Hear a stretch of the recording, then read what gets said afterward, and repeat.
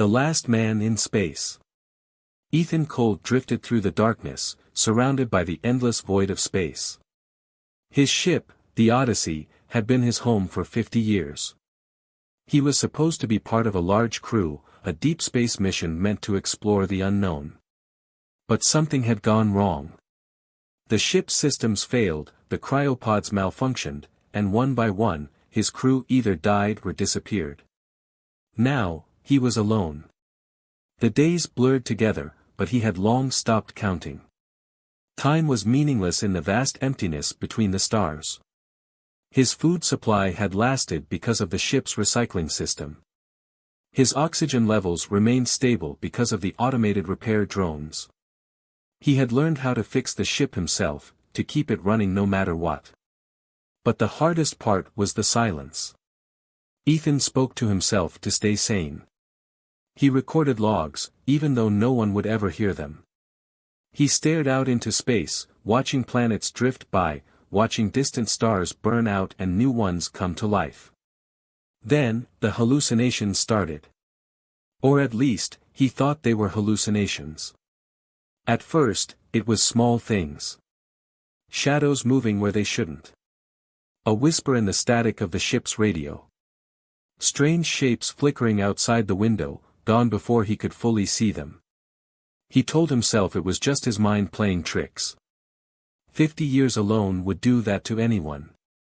But then he saw it.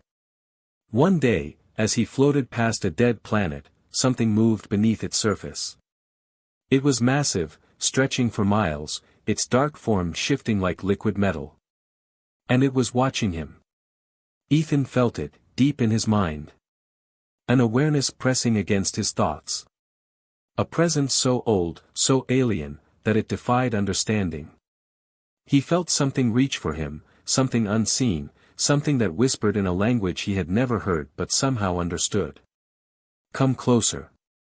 He fired the ship's thrusters and fled. Days passed, or maybe weeks.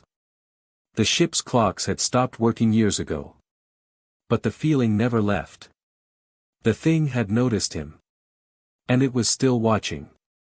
He changed course, moving toward deep space, where no planets or stars could be seen. Just darkness. He thought he had escaped. Until the knocking started. It came from the outside of the ship. A slow, deliberate tap against the metal hull. Something was out there. Something wanted to come in. The knocking continued. Slow. Rhythmic. It came from different parts of the ship, as if something was circling him. Ethan sat frozen in the cockpit, his hands gripping the armrests so tightly that his fingers turned white. There was nothing outside. Just the void. No ships. No debris. No life. He forced himself to breathe. The ship's sensors showed nothing unusual. But the sound was real.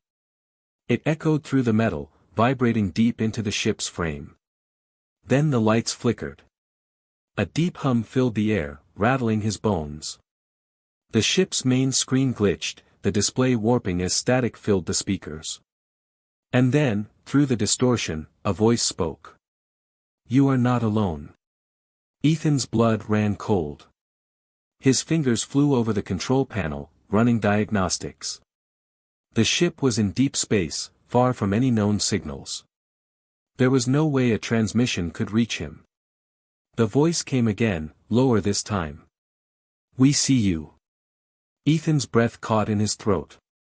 His reflection on the dark screen shifted. The glass rippled, as if something was staring back from the other side. A shape moved behind him. He spun around, fists clenched. Nothing. The cockpit was empty. The air grew heavy, pressing against his chest. The walls of the ship groaned, as if something massive was outside, pushing against the hull. The knocking stopped. A deep silence filled the ship. A silence that felt alive. Then a new sound came. Breathing. Deep, rasping, wet breaths. It was coming from the air vents. Ethan grabbed a wrench from his tool kit, moving carefully toward the nearest vent. The metal slats were closed, but something was on the other side. He could hear it shifting, hear its body dragging against the metal. He reached forward, sweat dripping down his temple. He gripped the vent cover, ready to yank it open. A single whisper came from the darkness inside. "Come closer." Ethan staggered back, heart pounding. The ship shuddered violently. Alarm sirens blared.